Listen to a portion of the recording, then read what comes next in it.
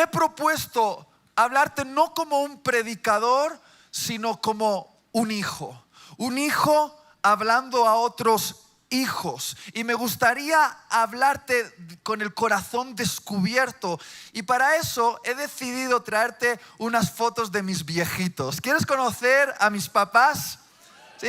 Bueno, ahí está la primera foto, mis viejitos en los años locos, los años 80, casi parece una foto vintage, ¿verdad? No, pero mi padre no era hipster, los hipsters llevan bigote ahora, pero eso era de la época de mis padres. Ahí todo los iba bien, la vida feliz, se enamoraron. Ponme la siguiente foto. Y estaban llenos de pasión, como puedes ver. Algunos dicen, no puedo ver a mis padres besándose. Mira, tus padres se han besado hasta de tornillo, y algún día incluso hicieron el amor. Y algunos dicen, no me lo puedo creer. Sí, y te tuvieron a ti, quizá luego se arrepintieron, no sé, pero tus padres eran pasionales antes de volverse aburridos, ¿no? Bueno, los problemas empezaron a llegar. Mirarle la cara a mis padres. La siguiente foto, por favor. Ahí está, ya no está. Ese soy yo. Algunos dicen, ¿es un ser humano lo que tienen entre sus brazos? ¿Parece un ovni? No, soy yo. Sé que la cabeza es exageradamente grande, pero luego se compensó, ¿está bien? Ahora, yo fui el sueño de mis padres, tenían grandes expectativas conmigo. Pon la siguiente foto, por favor. Un niño modelo, míralo. Se merece un O, vamos. Mis padres pensaban que haría anuncios de televisión y esas cosas. Pero después llegó la adolescencia, me convertí en un chimpancé con los brazos así, lleno de granos y hablando. Y arruiné los sueños de mis padres. Pero bueno, todo iba bien, hasta que llegó ella. Ponme la foto, mi hermana. A arruinarme el reinado en mi casa. ¿Tú sabes cuántos años me esforcé en convencerla de que era adoptada? Y finalmente empecé a dudar si el adoptado era yo. Ese es el poder de persuasión de mi hermana. Pero bueno, voy a dejaros la última foto. Pónmela, por favor. Es la foto de la cual quiero hablarte esta noche. La foto de mi adolescencia. Y ese que está ahí es mi papá. Y quiero contarte cómo decisiones que yo tomé en mi juventud respecto a la relación con mi padre me han traído hasta el día de hoy. ¿Está bien? Y para eso me gustaría compartirte una historia que está en la Biblia, la historia de un padre que tuvo un conflicto con sus hijos, un padre llamado Noé. Génesis 9, del 20 al 25 dice: después comenzó Noé a labrar la tierra y plantó una viña. Y bebió del vino y se embriagó y estaba descubierto en medio de su tienda. Y Cam, padre de Canaán, vio la desnudez de su padre y lo dijo a sus dos hermanos que estaban afuera. Entonces Sem y Jafet tomaron la ropa y la pusieron sobre sus propios hombros y andando hacia atrás cubrieron la desnudez de su padre, teniendo vueltos sus rostros, y así no vieron la desnudez de su padre. Y despertó Noé de su embriaguez y supo lo que le había hecho su hijo más joven y dijo: maldito sea. ¡Wow! Qué historia tan extraña, ¿verdad? Yo creo que esta es una de las historias más extrañas de toda la Biblia. Este acontecimiento ocurrió justo después de uno de los juicios de Dios más severos que ha visto la historia de la humanidad. Dice la Biblia que el corazón del hombre se corrompió de tal manera que estaba lleno de todo tipo de maldad, violencia, engaño y lujuria, al punto de que se hizo insoportable para Dios, y Dios decidió enviar un juicio divino, un diluvio universal para arrasar toda la vida sobre el planeta Tierra, la vida vegetal, animal y humana, excepto aquellos que serían preservados en un arca de salvación construida por el hombre de Dios, Noé. Y parece ser que Noé fue muy obediente con este encargo. Vino el diluvio, Noé salvó a un remanente y comenzó una nueva historia para la humanidad. Pero de repente llegamos a este episodio. Noé planta una viña, hace vino y se emborracha.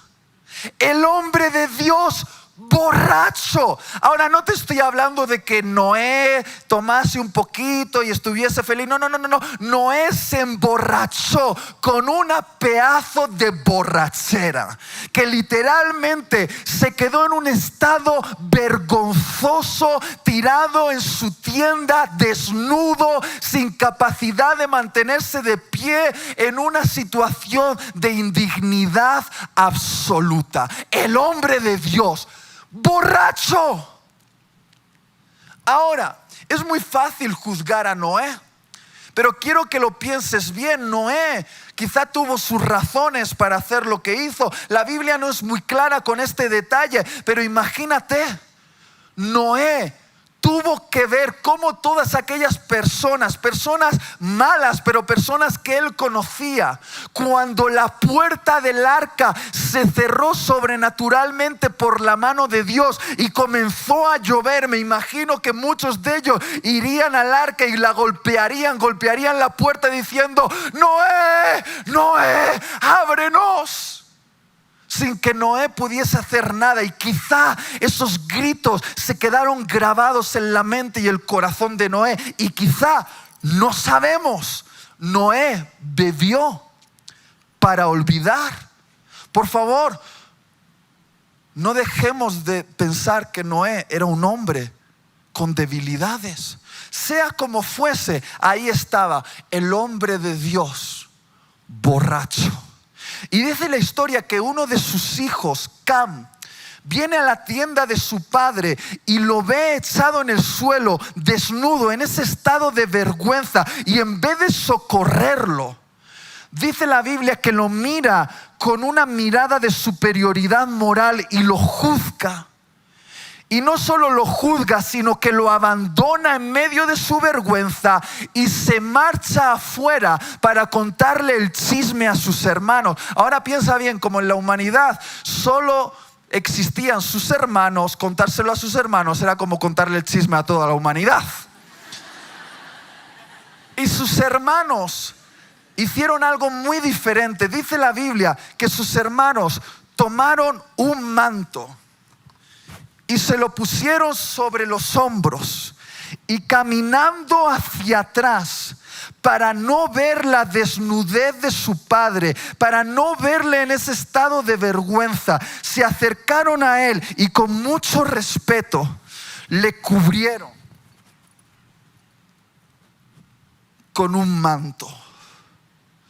Dice la Biblia que cuando Noé despertó y supo lo que habían hecho sus hijos, honró a los hijos que le cubrieron en el momento de su vergüenza, pero maldijo al hijo que le abandonó en medio de la vergüenza con una maldición que perduró de generación en generación a partir de ese momento. ¿Y qué es lo que quiero contaros con esta historia? Por favor, presta mucha atención. Es lo siguiente: una generación que no sabe cubrir la desnudez de sus padres es una generación maldita que no prosperará. Lo voy a volver a decir. Una generación que no sabe cubrir la desnudez de sus padres es una generación maldita que no prosperará. Ahora, ¿de qué estoy hablando cuando hablo de cubrir la desnudez de tus padres? Cuando hablo de la desnudez de tus padres, estoy hablando de los errores de tus padres. Estoy hablando de los fracasos de tus padres. Estoy hablando de las debilidades de tus padres. ¿Cuántos hijos que están en la sala se han dado cuenta ya de que sus padres no son perfectos? Levanta la mano, por favor. Bienvenidos al mundo real. Tus padres no son perfectos, pero escúchame bien, Dios no bendecirá a una generación que no sabe cubrir las vergüenzas de sus padres. Y cuando estoy hablando de cubrir sus vergüenzas, No estoy hablando necesariamente de ocultar. Y por favor, préstame mucha atención ahora, porque entiendo que en la sala quizá hay gente que está viviendo situaciones muy extremas en sus casas. Situaciones de abuso físico, sexual o algún tipo de violencia. Mira, si algo así está ocurriendo en tu casa, no lo debes ocultar, lo tienes que dar a conocer a las autoridades pastorales. Incluso a veces hay que darlo a conocer a las autoridades civiles. ¿Está bien? Pero en el caso medio de familias normales, ¿qué quiero decir familias normales? Familias con padres imperfectos.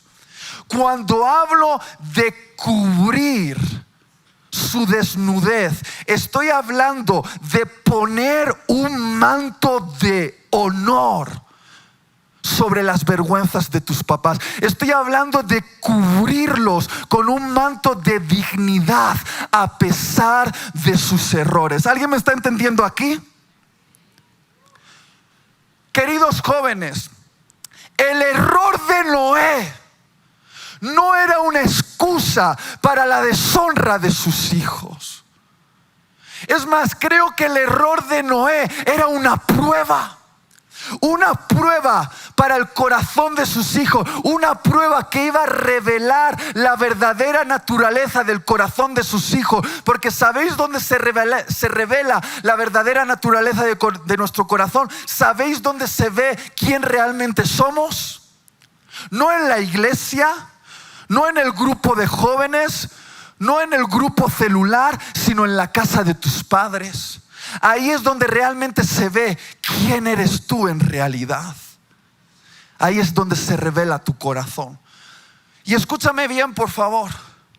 Pecado es pecado. Pero parece ser que hay pecados que tienen mayores consecuencias que otros pecados. Y es cierto, Noé se emborrachó. Pero en Hebreos capítulo 11 la Biblia dice que Noé es considerado un héroe de la fe. Sin embargo, Cam, el hijo que lo deshonró, quedó maldito con una maldición que le persiguió de generación en generación a todos sus descendientes. Por lo tanto, hoy estamos hablando de un asunto primario para tu propia vida. Yo sé que algunos se sienten incómodos con lo que estoy empezando a tratar ahora, pero es uno de los asuntos más importantes en el medio de un mundo que está en decadencia. Yo no sé cómo es en Colombia, pero en Europa las casas se están dividiendo, hijos se están levantando contra los padres, incluso con violencia, y el corazón de los padres y el corazón de los hijos se está distanciando cada vez más. Y en un momento crítico para la historia de la humanidad es necesario que se levante una generación de jóvenes cristianos que en medio de las debilidades de sus padres, los fracasos de sus padres, las vergüenzas de sus padres, tomen el acto más revolucionario que existe, tomen el honor y se atrevan a cubrir a sus padres con un manto de honra.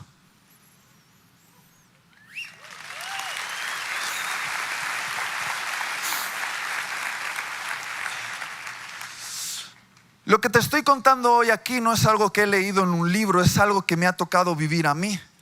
Ya hace unos 14 años atrás, cuando yo tenía 18 años, antes de ir a la universidad, decidí dedicar un año de mi vida a Dios. Decidí consagrar un año de mi vida a Dios y me fui a la montaña con otros jóvenes a una escuela de entrenamiento y discipulado. Y en ese lugar Dios hizo cosas en mi vida tremendas. Aprendí a orar, a leer la Biblia. Dios me sanó de muchos complejos, me liberó de demonios, y profetas profetizaron sobre mi vida y mi corazón se empezó a hinchar de sueños y visiones. Y al terminar ese año yo decía: ¡wow! Estoy listo, Dios, sé que me estabas esperando. Yo me quería comer el mundo y le dije: Dios, ¿qué quieres que haga por ti? He aquí tu siervo humilde. ¿Quieres que sea un predicador a las naciones? No, mejor todavía. ¿Qué te parece si voy al África y predico el evangelio a la tribu Tumbuctú? O mejor todavía, ¿qué tal si voy a Medio Oriente y muero como mártir en honor a tu nombre? Heme aquí, Señor. Y yo recuerdo que Dios me habló de esas maneras que le escuchas bien claro aquí dentro. Y Dios me dijo: ¿harás cualquier cosa que te pida? Sí, cualquier cosa. Estoy dispuesto, Señor. Y Dios me dijo: ¿seguro que vas a hacer cualquier cosa que te pida? Heme aquí, Señor. ¿Y sabes lo que me dijo Dios? Dios me dijo: quiero que en los próximos años regreses a la casa de tus padres y les honres como no les has honrado hasta ahora.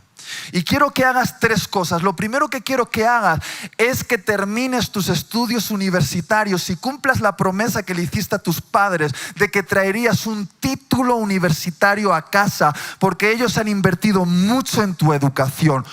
2, quiero que de vez en cuando abraces a tu madre y la digas que la quieres, porque ella se siente muy triste y necesita tu cariño. Y 3, quiero que perdones a tu padre por lo que te hizo.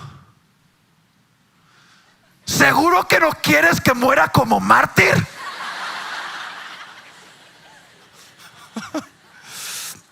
Y si me aguantas hasta el final del mensaje, te contaré lo que hice con esta indicación que Dios me dio acerca de mi padre.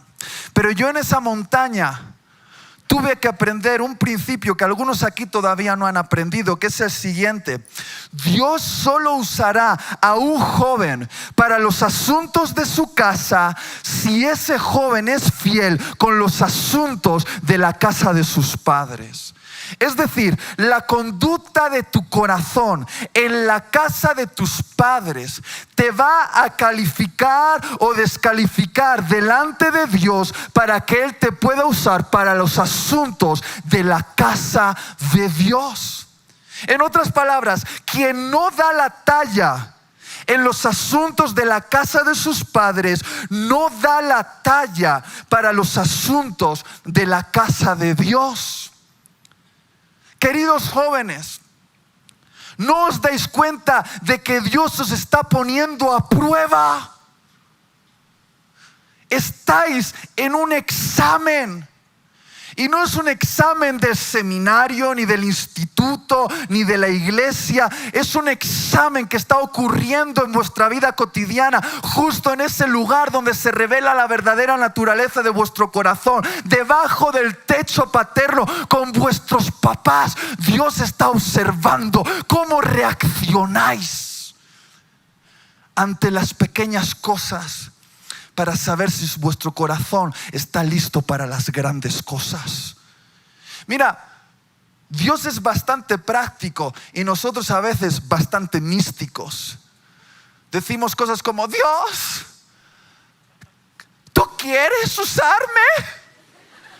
Pues claro que Dios quiere usarte. Lo que pasa es que a veces no puede usarte. ¿Por qué? Porque Dios no es estúpido. Mira, te lo voy a poner así.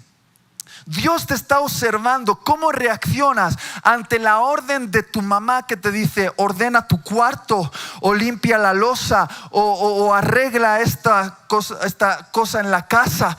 Está viendo si tú obedeces ante los mandamientos de tu madre, para saber si en un futuro tú serás capaz de obedecer los mandamientos e instrucciones de Dios, que muchas veces te van a incomodar.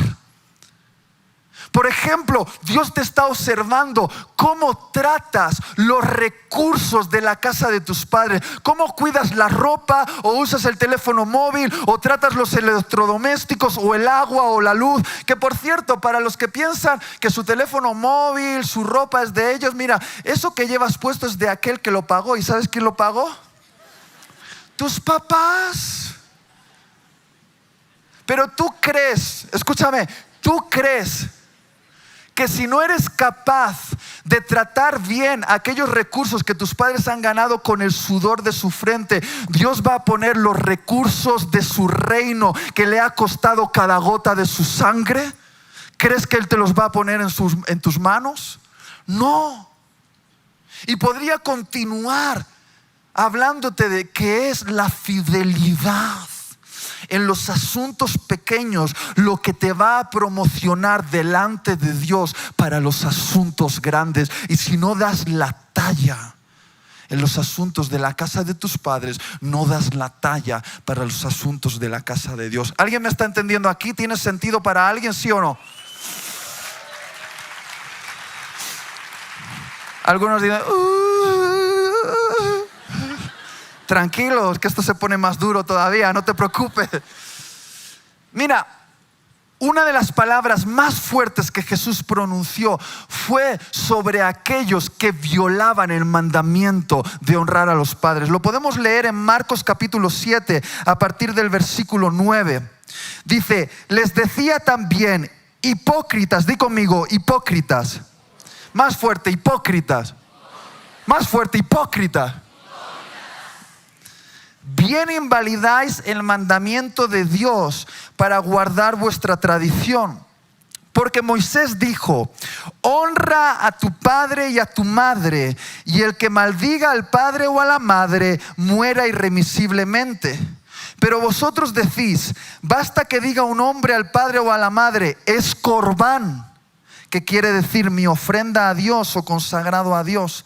Todo aquello con que pudiera ayudarte, y no le dejáis hacer más por su padre o por su madre, invalidando la palabra de Dios con vuestra tradición que habéis transmitido, y muchas cosas hacéis semejantes a estas. ¡Wow! Escúchame, me encanta Jesús, porque Él no tenía problema de relacionarse con publicanos, con enfermos, con prostitutas. De hecho, Él se relacionaba tanto con ese tipo de personas que conocían a Jesús como el amigo de los pecadores. Pero había un tipo de personas que Jesús no soportaba, un tipo de personas que le creaban urticaria a Jesús. ¿Y sabes quiénes eran? Los religiosos hipócritas. Y una de las cosas que Jesús odiaba más de la religión hipócrita era un pacto de consagración que se llamaba corbán. Di conmigo, corbán. ¿Qué quiere ya decir el corbán? Realmente el corbán era un pacto de consagración hermoso, donde un joven se podía acercar a Dios y hacer un pacto en el templo delante de la presencia de Dios y decir, Dios, todo lo que tengo, todo lo que soy, todo lo que hago, lo consagro para ti. A partir de este momento no considero nada de mi pertenencia, sino que todo te pertenece a ti, es tuyo. ¿A cuántos le parece que eso es un pacto de consagración hermoso, sí o no? Sin embargo, muchos jóvenes usaban ese pacto de consagración como una excusa para deshonrar a sus padres. ¿Por qué? Porque en la época de Jesús, cuando los padres ya no podían trabajar o se ponían enfermos o tenían una deuda que no podían pagar, ¿de quién era la responsabilidad de socorrer a los padres? ¿De quién? De los hijos. Y había padres que se acercaban a estos hijos tan espirituales que habían hecho el corbán y le decían, hijos, por favor, ayúdame en medio de mi necesidad. Y estos religiosos hipócritas decían, oh, aleluya, aleluya, aleluya. Papá, mamá, me encantaría ayudaros, pero no puedo. Porque con aquello que podría ayudaros, ya se lo he entregado a Dios, ya no me pertenece. Por lo tanto, ya no lo puedo usar para ayudaros en vuestra necesidad. No puedo ayudaros. ¿Y sabéis lo que Jesús dijo a ese tipo de personas? ¡Hipócritas!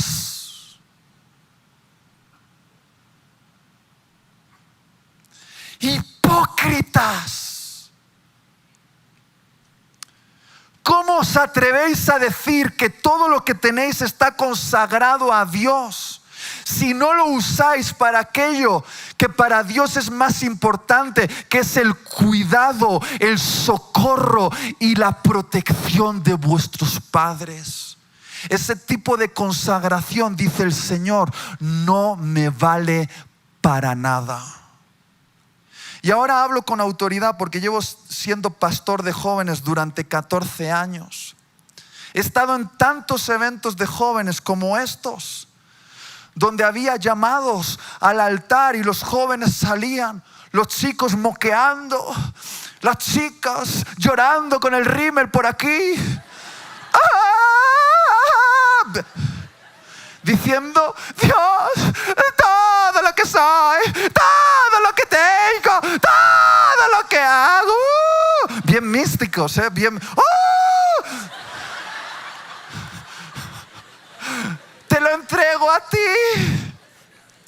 Y he visto a esos mismos jóvenes regresar a sus casas y faltarle el respeto a sus padres.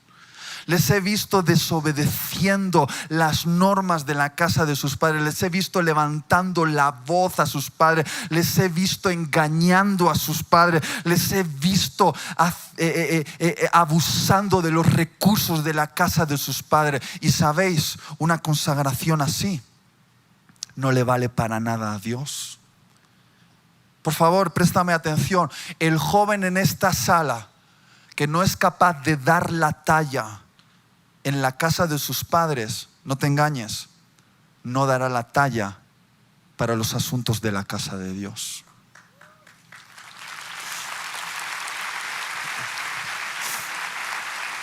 ¿Alguien puede ayudarme al piano, por favor?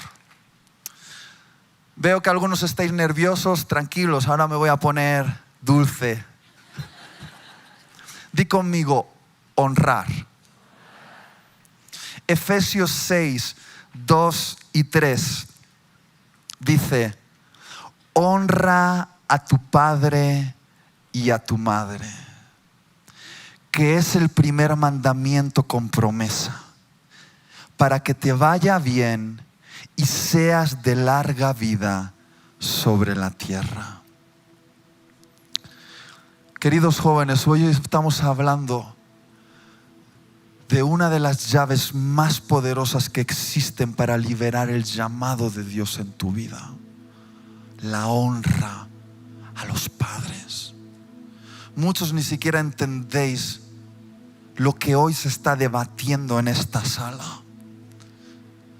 Hoy va a ocurrir algo que puede liberar los propósitos de Dios en tu vida. ¿Qué es honrar? Yo lo defino con 3 frases. Honrar es dar un alto valor a alguien. Honrar es dar un trato especial a alguien. Pero la imagen que más me gusta para definir la honra es la siguiente: honrar es poner una corona sobre la cabeza de alguien. Finalmente, honrar se trata de ser capaz de ver a tus padres no como lo que parece que son, sino como lo que Dios dice que son, y tratarlos de esa manera a pesar de sus imperfecciones. Honrar a tu padre y a tu madre es uno de los 10 mandamientos más importantes de Dios. De hecho, es el número 5, está en el centro, está en el corazón de la ley. Los primeros 4 mandamientos regulan nuestra relación con Dios y los últimos 6 mandamientos regulan nuestra relación con los demás. Y el primer mandamiento que regula nuestra relación con los demás es el que regula esa relación por la cual empieza todo. Esa relación con las personas que tú y yo no hemos elegido, que nos han venido impuestas desde el momento de nuestro nacimiento. Esas personas a las cuales conocemos mejor que nadie, conocemos sus secretos, sus debilidades y sus vergüenzas. Estoy hablando de tus papás. Curiosamente, ese mandamiento es el único mandamiento cuyo cumplimiento lleva incorporado una promesa. ¿Y qué promesa?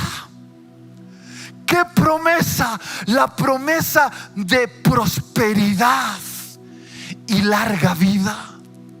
Yo creo que cuando Dios estaba redactando los 10 mandamientos, se dio cuenta de que quizá matar o robar eran cosas más fáciles de superar que honrar a aquellas personas de las cuales conocemos todos sus fracasos. Y quizá por eso tuvo que poner algo para seducir nuestro corazón, una promesa, la promesa de prosperidad y larga vida. Ahora, la pregunta esta noche es: ¿por qué es tan importante para Dios la honra a los padres? Yo creo que es porque Dios mismo se identifica a sí mismo como un padre. Mira, el psicoanalista Sigmund Freud, que no era cristiano, de hecho era ateo, dijo lo siguiente: dijo, la actitud de una persona hacia su padre biológico determinará la actitud de esa persona hacia aquello que llama Dios. Es decir, si no eres capaz de honrar una autoridad visible y cercana como la de tus padres, de ninguna manera podrás honrar una autoridad lejana e invisible como la de Dios. Es decir, si no eres capaz de honrar a tus padres, de ninguna manera, no lo sueñes, no te engañes a ti mismo, no podrás honrar a Dios. ¿Por qué? Porque Dios extrañamente se parece mucho a mis padres. Por ejemplo, Dios se parece mucho a mi mamá, que tenía la extraña costumbre de ordenarme hacer cosas que yo no quería hacer. Dios se parece demasiado a mi papá, que tenía la tendencia de corregirme cuando yo pensaba que tenía razón. Y podríamos continuar, pero lo que quiero decir es que si no puedes tener un corazón correcto con tu papá y tu mamá, no vas a tener un corazón correcto con Dios. No te engañes. Esto es una prueba de corazón. Mira, el mismo Jesús, Dios hecho hombre, nuestro modelo de hijo, a pesar de ser quien era, no pudo pasar por alto esta prueba. El mismo Dios probó a Jesús, le probó la honra. ¿Cuánto sabemos acerca de la juventud de Jesús? Apenas unos versículos en Lucas capítulo 2, ¿verdad? ¿Y qué es lo que vemos en esa historia? Vemos una situación donde se estaba probando si Jesús iba a ser capaz de honrar a sus padres. Ahora, no me entiendas mal, Jesús era 100% Dios, pero también fue 100% hombre, y por lo tanto como hombre tuvo que ir descubriendo quién era.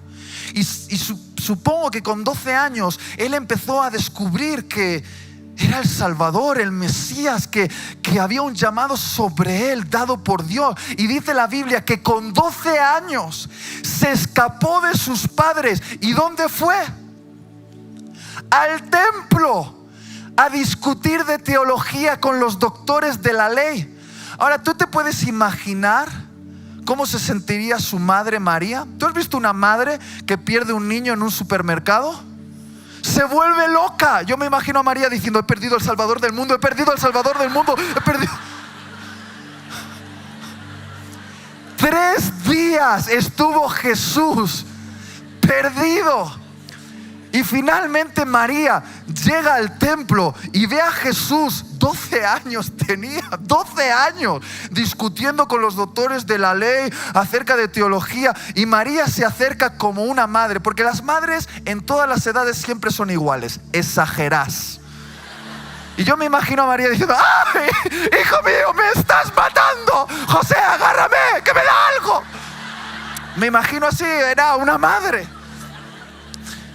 Y María le pregunta: Jesús, ¿por qué nos has hecho esto? Y Jesús la mira y le dice: ¿por qué me buscabais? Ahora, si María hubiese sido española, ahí se termina la historia, porque la madre española pega primero, pregunta después. Pero bromas aparte, ¿sabéis lo que hace a Jesús el modelo de hijo que yo quiero ser? Fue la decisión que tomó. Era Dios hecho hombre. Y yo me imagino una conversación entre Jesús y su Padre Celestial, y Jesús diciéndole: Padre, hay tanto trabajo en el templo. Y el Padre le decía: Jesús, tienes 12 años. No, pero hay tanto trabajo en el templo, tantas cosas por hacer. Jesús, no es el momento. Tienes que vivir tu etapa, regresar a la casa de tus padres, a la carpintería, y comportarte como el primogénito de tu hogar. ¿Y sabéis lo que dice la Biblia que hizo Jesús? Dios hecho hombre. Dice que Jesús, Lucas capítulo 2, se sujetó a José y María, dos mortales, Dios sujetándose a la figura de autoridad. ¿Lo puedes imaginar? ¿Y cuál fue la recompensa? Que Jesús fue creciendo en gracia delante de Dios y de los hombres. Queridos, Jesús llevó la honra a sus padres incluso hasta la cruz. En ese momento, cuando Jesús estaba en esa cruz, clavado, abierto, sangrando, torturado, cargando con todo el peso del pecado de la humanidad, en el momento de mayor agonía, dice la Biblia que Jesús miró abajo de la cruz. ¿Y sabes quién estaba ahí? ¿Quién va a estar? Su mamá, María. Y en ese momento, Jesús, a pesar de todo el sufrimiento, a pesar de estar resolviendo el conflicto del pecado de la humanidad, aún tuvo tiempo para dedicar unas palabras a su madre sufriente. Al lado estaba Juan, y Jesús le dijo: mamá, no te preocupes, yo me voy, pero te voy a dejar bien cuidada. Juan, cuídame bien a mi viejita. Y muchos no entienden lo que estaba ocurriendo en ese momento, pero ¿sabes lo que Jesús estaba haciendo?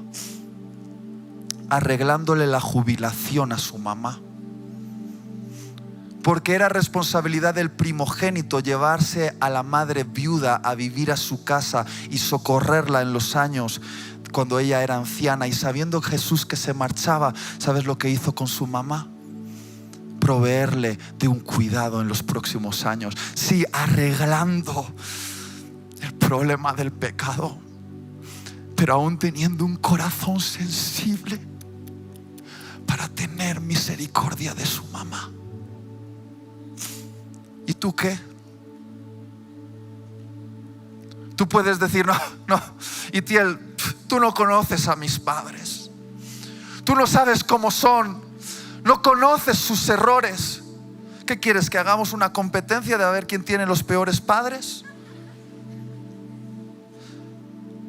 Pero tú puedes decir: no, es que mis padres son cristianos, pero bien hipócritas cuando van a la casa. Si tú supieras cómo discuten, si tú supieras lo que hace mi papá o lo que hace mi mamá. Yo les conozco, los he visto. Tú no has visto mis papás. Se llaman cristianos y los estás mirando. Estás viendo la desnudez de tus padres. Pero déjame decirte una cosa. La Biblia dice: honra a tu padre y a tu madre si son dignos de ello. No, dice: honra a tu padre y a tu madre, y punto. Y es el momento cuando vemos las debilidades de nuestros padres, cuando vemos sus fracasos, cuando vemos sus vergüenzas, es cuando se va a determinar qué tipo de corazón tenemos. Si tenemos el corazón de Jesús, que llevó la honra a sus padres hasta la cruz, o tenemos el corazón de Cam, que es un corazón que mira con una mirada de superioridad moral a los padres, los juzga y los abandona en su vergüenza. Y hoy se está determinando qué tipo de corazón tienes, o qué tipo de corazón quieres tener a partir de ahora. Sabéis, muchos aquí estáis haciendo algo horrible. Estáis mirando a vuestros padres en medio de su desnudez, y en vez de socorrerlos y cubrirlos con un manto de honra, los estáis juzgando, y peor aún, los estáis castigando. Y tú dices, no, ¿qué dices, Itiel? Estás loco, yo no castigo a mis padres. Bueno, hay formas de castigar a tus papás bien sutiles, pero bien dolorosas. Y yo sé que tú sabes de lo que te estoy hablando. Algunos aquí están castigando a sus padres con el silencio. Han dejado de hablar a sus padres porque sus padres no han cumplido sus expectativas, porque han fracasado o porque ellos esperaban algo de sus padres que no han recibido y dicen, sí, pues ahora yo no te hablo, o solo lo suficiente para sobrevivir. Sí, no, comida y ya. Y estáis ignorando a vuestros padres, pasando por vuestra casa como si fuese un hotel, encerrándose en vuestra habitación sin hablar con vuestros padres. Otros estáis castigando a vuestros padres, limitando el afecto físico hacia ellos. Lo digo con todo cariño, pero ¿qué os pasa a los adolescentes? Sois un poco estúpidos a veces, ¿eh? Lo digo con cariño, pero bien estúpidos, ¿eh? Yo he visto adolescentes que sus madres quieren abrazarlos y dicen, quita, ¿qué? No me abraces, no me abraces. ¿No quieres un abrazo de tu madre? ¿Te da asco un abrazo de tu madre? Tú sabes que tu madre durante 9 meses te llevó dentro de sus entrañas y perdió su figura, incluso llegó a enfermarse, a perder la salud para darte vida a ti. ¿Y te da asco un abrazo de tu madre? Cuando ella solo quiere sentirte cerca. Ya sé que es imperfecta, ya sé que ha fracasado, que no te ha amado siempre como tú esperabas que te amase, pero ¿tú crees que es justo lo que haces? O algunos estáis haciendo planes diciendo, ahora me lo prohíbes todo, pero ya verás cuando sea mayor de edad, entonces te sacaré de mi vida, no te volveré a hablar, te aislaré totalmente de mis planes. ¿Alguien sabe de lo que estoy hablando? Así era yo. Me quedan 5 minutos. Te prometí que te iba a contar la historia de mi papá, ¿verdad? ¿Puedes ponerme la foto de mi papá? ¿Quién era mi papá? Mi papá era un padre normal, un típico padre español. ¿Sabes cómo era mi papá? Mi papá cristiano, muy trabajador, se levantaba muy temprano en la mañana y llegaba muy tarde en la noche, todo el día trabajando para que a la familia no le faltase qué comer y qué vestir. Pero mi padre sufría lo que yo llamo el síndrome del padre español. ¿Y sabéis cuál es ese síndrome? Que mi padre tenía una incapacidad para expresar afecto físico y verbal a sus hijos. Es decir, mi padre no sabía dar un abrazo. Mi padre no sabía decir te quiero. Mi padre no sabía poner la mano en el hombro y decir estoy orgulloso de ti. Y en ese momento, en la adolescencia, cuando yo estaba luchando con muchos temores, yo estaba esperando que mi padre me diese algo y él no me lo daba, y entonces mis expectativas fueron arruinadas y yo empecé a sentir como rencor hacia mi padre por no darme lo que yo creía que me tenía que dar. Ahora, claro, yo ahora lo veo y veo que el padre de mi padre, es que la caricia más bonita que dio a mi papá fue pegarle con un palo. Así eran los padres españoles en aquella época. Y mi padre no sabía expresar cariño. Además, mi padre era un hombre muy rudo y discutía mucho con mi madre. Yo los oía por la noche, ellos pensaban que yo no les escuchaba y discutían y hablaban de divorciarse. Y luego les veía ir a la iglesia y levantar las manos y yo les decía, qué hipócritas sois. Y empecé a sentir cómo una ofensa iba creciendo en mi corazón hacia mi padre. ¿Y sabes lo que hice? Le empecé a castigar. Le dije, ya no te voy a hablar. No se lo dije, pero lo pensé. Y pasaba por casa y le ignoraba. Me metía en la habitación, le miraba y no le decía nada. Nunca le daba un abrazo y hacía planes para sacarlo de mi vida. Así era yo, cristiano, con ganas de servir a Dios, y me fui con 18 años a la montaña y ahí recibí la visión y estaba listo para servir a Dios. Y le dije: Dios, aquí estoy, quiero ser útil para los asuntos de tu casa. Y Dios me dice: no me eres útil.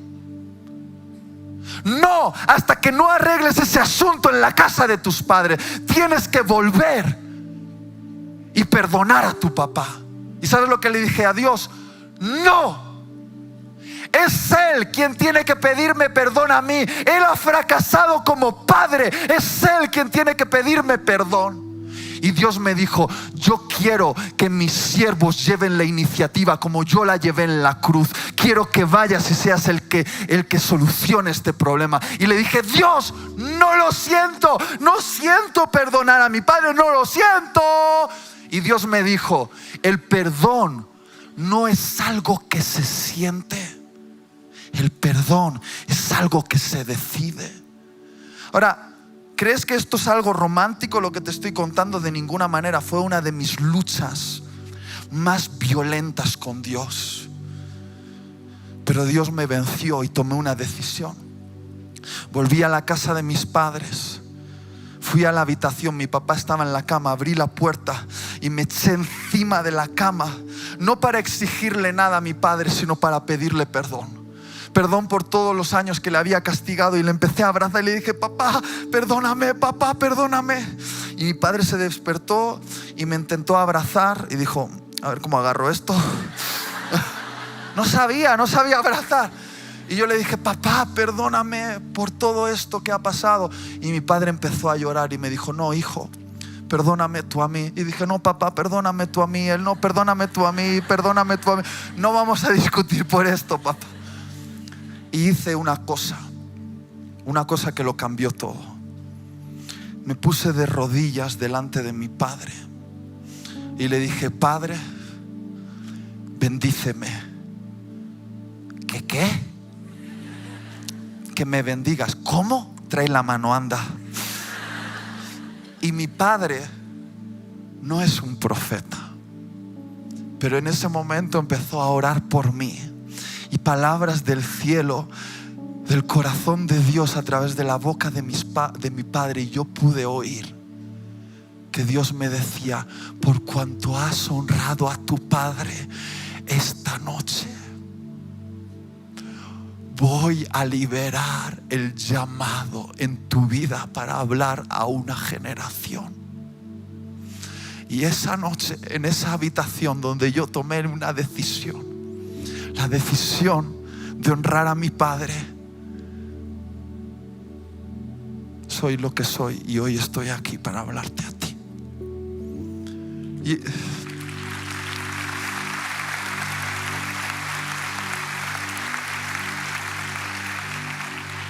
Y algunos pueden pensar: bueno, y al día siguiente todo se arregló, tu padre era maravilloso. Seguía siendo un desastre. Pero ¿sabes lo que cambió? Mi manera de verlo. Ahora podía verlo con unos ojos de gracia. Lo podía ver como Dios lo veía. Y por primera vez vi lo hermoso que es mi padre.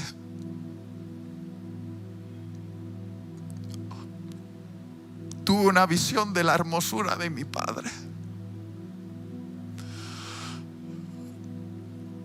Le empecé a ver como Dios lo ve. Hace unos años atrás, a mi padre le dio un derrame cerebral. Y cuando fui al hospital corriendo, mi padre estaba entubado en la cama, con la baba cayéndose, perdiendo todo el control sobre su cuerpo. Y yo lo veía ahí y tuve la sensación de que jamás volvería a poder hablar con mi padre. Y en ese momento, cuando le vi en esa situación, ya no me acordé ni de sus errores, ni de sus fracasos, ni de sus discusiones, ni de sus cosas locas que yo no entendía. Solo podía pensar una cosa: ¿cuándo fue el último día que yo le dije te quiero? Solo pensaba en eso. Muchos no sabéis lo que tenéis hasta que estéis a punto de perderlo. Gracias a Dios los médicos hicieron algo tremendo y mi padre salió de ahí, pero yo tomé una decisión. No iba a pasar un día, una conversación sin que yo le dijese te quiero. y tenías que vernos a mi padre y a mí, todo un chiste, llamándonos por teléfono. Papá, te quiero. Y mi padre al otro lado, hijo, también te quiero. Y estamos todavía hoy aprendiendo a amarnos. Y hoy estoy honrando aquí a mi papá, porque si soy lo que soy es porque él fue el instrumento que Dios usó para traerme a este mundo, como tu papá y tu mamá. Hace un tiempo atrás, ya me estoy pasando, pero quiero contar esto que antes hablaba con Henry. Recuerdo que mi mamá me llamó porque mi padre, después del ictus, quedó un poco tocado de la mente, y a veces mi padre se imagina cosas o ve cosas que no existen. Y hace unos años atrás, muy pocos, mi mamá me llama y dice: hijo, tu padre está en otra crisis, dice que va a abandonar la iglesia y tal, y no entra en razón.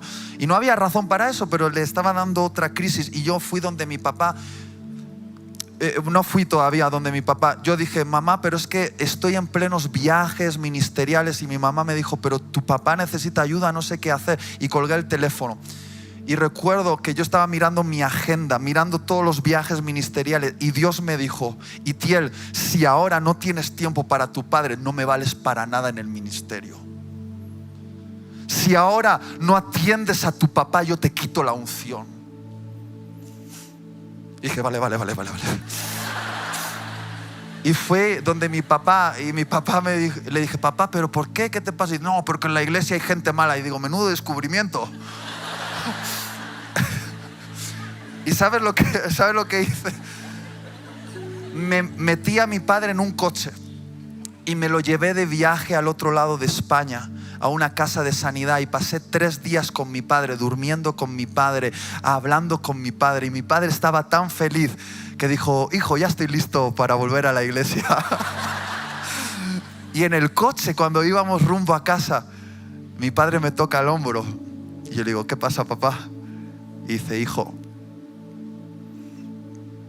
me has hecho tan feliz. Me has dado un fin de semana que yo no te di en la adolescencia. Un fin de semana, padre, hijo, ha sido el mejor fin de semana que he vivido contigo. Puedes ponerte de pie. Voy a pedir al grupo de alabanza. ¿Cuántos piensan que Dios les está hablando algo acerca de su papá y de su mamá? Levanta la mano. Hoy es el día de tomar una decisión. Honrar a tu papá y a tu mamá, no por sus logros, sino por lo que Dios dice que son.